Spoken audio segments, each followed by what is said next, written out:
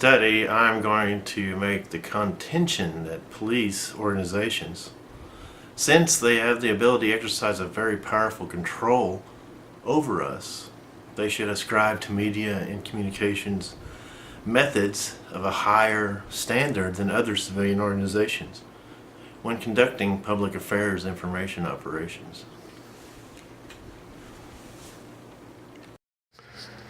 As was mentioned briefly in the previous discussion, another challenge the organization faces involve the various issues surrounding the legal burden of prosecuting the 154 indictments from the Twin Peaks May 17, 2015 incident, as well as the 15 federal lawsuits requesting the Waco DA be recused, and the 4 civil lawsuits that are pending against various members of local law enforcement and the district attorney, Abel Reyna.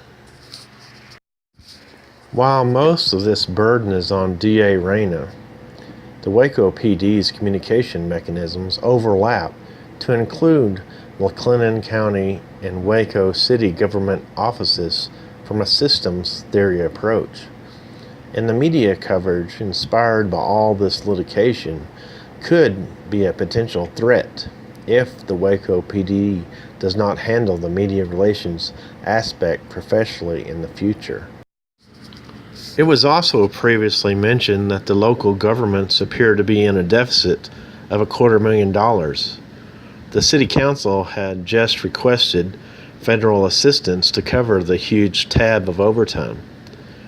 The internal audience involves a wide variety of stakeholders that include the government offices of the county and city, the Waco PD, of course, and the Waco citizens, as the tax burden and potentially negative press generated towards this area of Texas from the enormous litigation requirements following the Twin Peaks shooting.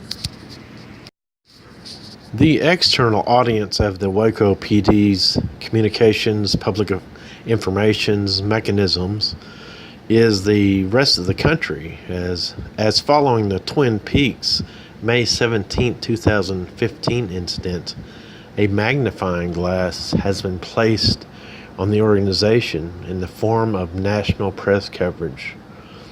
This slide is from a study titled Creating a Positive Organization, written by Ian McDonald, Carl Stewart, and Catherine Burke. It portrays the 6 universal values. They are universal as they are beliefs and expectations that seem to cross across varying cultures.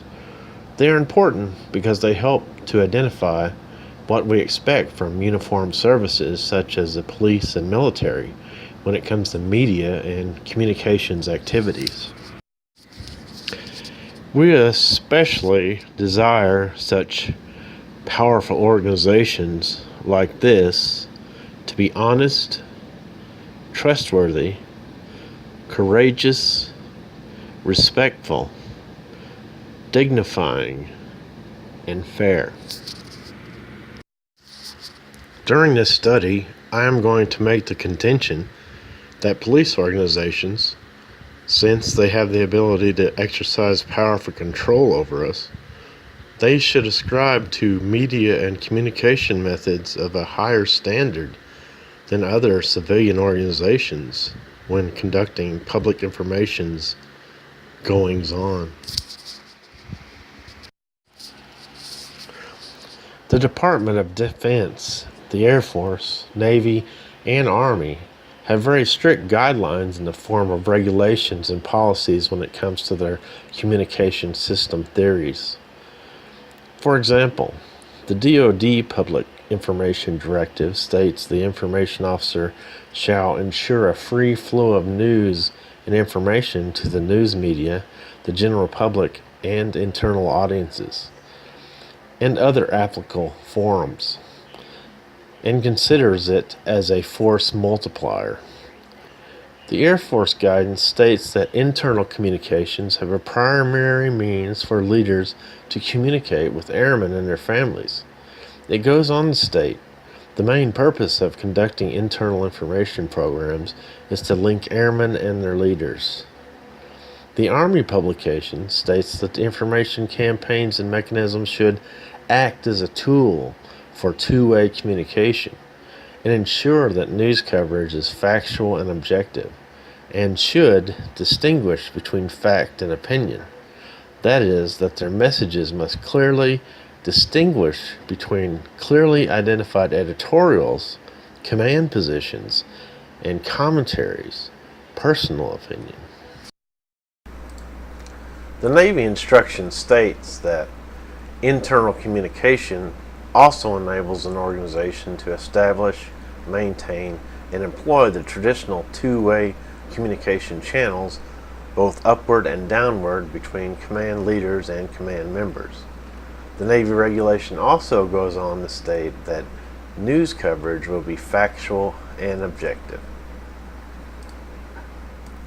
The internal and external audiences of police departments is often blended as they serve the community and the citizens.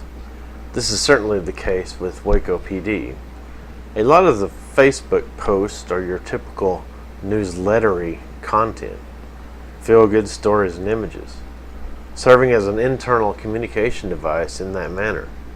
However, two-way communication is a recurring buzzword in the military regs discussed earlier. And I've said that I believe that police departments should be akin to those types of philosophies. Let us consider a legitimate example of where the Waco PD website offers a mechanism for citizens to communicate using technology, but is not being used much, perhaps due to lack of publicity about the service. The Baylor study mentioned earlier also demonstrates an interesting point on this subject. It states, while close to 20% of respondents had visited the Waco PD Facebook page, only 3% had used the internet to actually report a crime.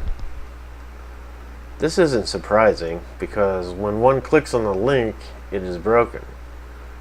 However, if one goes back to the main page, one can find the menu item, Online Police Reports, by scrolling down a total of 19 menu items. This link does work, however, better language would be something similar to the broken link verbiage of asterisk, asterisk, asterisk, online crime reporting system for non-emergencies, asterisk, asterisk, asterisk, asterisk emphasized. Or they could put the link in red or bold lettering at the top of the page. Whatever design one prefers that brings attention to the link. I believe that this is a major service of the police force, yet it is buried within a long menu, 19th from the top. Previous video I pointed out the number of mugshots that are peppered throughout the Facebook page of the Waco PD.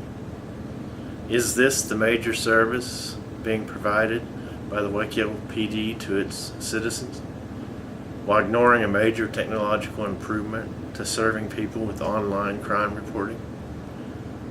I suppose that the mugshots are supposed to serve as some sort of deterrent to crime. But isn't more crime reporting also a deterrent to crime? In either case, the online crime reporting is an area that the organization needs to improve.